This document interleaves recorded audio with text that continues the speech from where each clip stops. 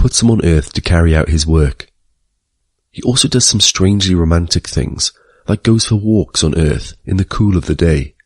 And Christians seem to believe God made us in his image not only to carry out his work, but to be in his company. I didn't realize, but the role of the angels is not to sit between us and God. Their role is to bring us closer to him.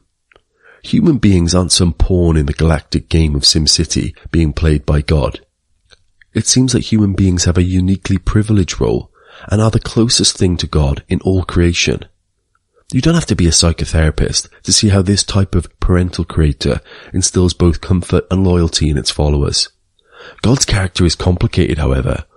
After breaking his holy law, Adam and Eve allow an evil streak into the world that corrupts future generations and leads God to wiping out everyone on the planet, except for one family, their giant boat, and a zoo's worth of animals.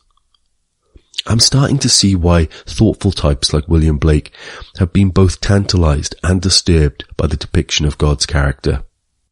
In the same way the UK and America used to talk about a special relationship between each other, once the world's population recovers after the Great Flood, God chooses a small group of people, the Israelites, who later become known as the Jews, to form a special bond with, and he gives them a set of commandments for them to live good lives in relationship with him.